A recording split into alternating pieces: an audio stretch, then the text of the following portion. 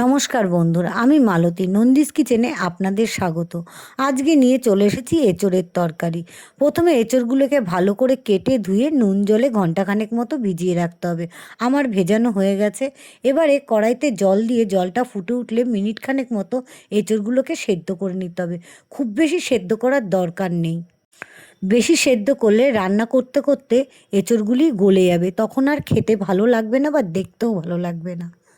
এবারে কড়াইতে 100 গ্রাম মতন সর্ষের তেল দিয়ে সামান্য লবণ ও হলুদ দিয়ে এঁচোড়গুলোকে ভেজে নেব। খুব বেশি ভাজার দরকার নেই, হালকা লালচে ভাব হলেই এঁচোড়গুলো আমরা তুলে নেব।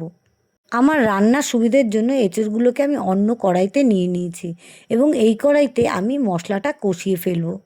আমার এঁচোড় ভাজা হয়ে গেছে, সেগুলোকে তুলে নিচ্ছি। এবারে এঁচোড় ভাজা হতে হতে আমরা গ্রাইন্ডার বাটিতে এঁচোড়ের তরকারির মশলাটা বানিয়ে ফেলবো। এঁচোড় ভাজা হয়ে গেলে আমরা আলুটা কেটে ওই তেলেই ভেজে নেব।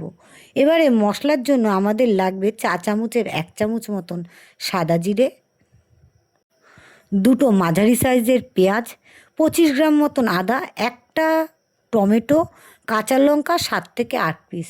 টমেটোর বীজটা আমি চিপে ফেলে দিয়েছি, কারণ টমেটোর বীজটা থাকলে তরকারিটা টক লাগবে। টমেটোটা দেওয়ার কারণ যাতে তরকারির রঙটা সুন্দর হয়। আমি খুব বেশি শুকনো লঙ্কা খাওয়া পছন্দ করি না, কারণ শুকনো লঙ্কা বা লঙ্কার গুঁড়ো কোনোটাই শরীরের পক্ষে খুব ভালো নয়। যে তেলে আমরা এঁচোড় ও আলু ভেজেছি সেই তার থেকেই সামান্য তেল তুলে নিয়ে তার মধ্যে 1 চিমটি সাদা জিরে ও দুটো তেজপাতা ফোড়ন দেবো। এবার আমরা যে মশলাটা বেটেছিলাম সেই মশলাটা দিয়ে দেবো, স্বাদ মতন লবণ ও হলুদ দেবো। গ্রাইন্ডার বাটির মশলাটা আমরা ফেলে দেবো না, তো সেটা একটু জল দিয়ে ধুয়ে দিয়ে দেবো। এবারে গ্যাসের ফ্লেমটা লো করে মশলাটাকে কষতে দেবো। গ্যাস কমিয়ে মশলা কষালে সবসময় মশলাটা অল্প তেলে খুব সুন্দর ভালো করে কষে যায়। এদিকে আমাদের আলুটাও ভাজা হয়ে গেছে। আলু ভাজা হয়ে গেলে ওই কড়াইতে আলুটা তুলে নেব। তুলে নিয়ে ওই কড়াইতেই কিছুটা জল গরম হতে বসিয়ে দেবো। কাঁচা জল কখনোই আমরা রান্নায় দেব না। সবসময় জলটা একটু গরম করে নিলে রান্নার স্বাদটা অনেকটাই বদলে যায়। আমাদের মশলার থেকে তেল ছেড়ে দিয়েছে। তেল ছেড়ে দিলেই বুঝতে হবে যে মশলাটা কষে গেছে। এবার ওই মশলার মধ্যেই ভাজা এঁচোড় ও আলুটা দিয়ে দেবো। এঁচোড় ও আলুটার মধ্যে দেখবেন অনেকটা তেল ধরে রেখে দিয়েছে, তাতেই আমাদের মশলা কষে যাবে। এবারে মশলার সাথে এঁচোড় আর আলুটাকে দিয়ে বেশ মিনিট 5 মতন গ্যাসের ফ্লেমটা লো রেখে কষাবো। আমাদের মশলা দিয়ে আলু আর এঁচোড়টা বেশ ভালো করে কষে গেছে। এদিকে গরম জলটাও হয়ে গেছে কড়াইতে। যখন দেখব বেশ সুন্দর মশলা আর এঁচোড় মেখে বেশ একটা কষা কষা ভাব হয়ে গেছে, সেই সময় গরম জলটা, কড়াইতে রাখা গরম জলটা ঢেলে দেবো।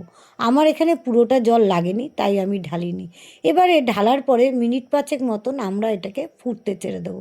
তাহলে দেখা যাবে এঁচোড় আর আলুটা বেশ ভালো করে সিদ্ধ হয়ে গেছে।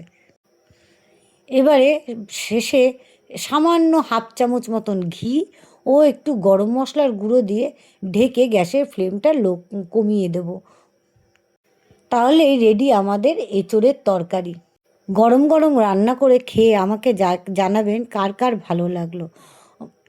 ভিডিওটা যদি ভালো লেগে থাকে অবশ্যই একটা লাইক, কমেন্ট, শেয়ার ও সাবস্ক্রাইব করবেন। রান্নাটা যদি ভালো লেগে থাকে, হ্যাঁ, অবশ্যই জানাবেন। সুস্থ থাকবেন, ভালো থাকবেন, দেখা হবে।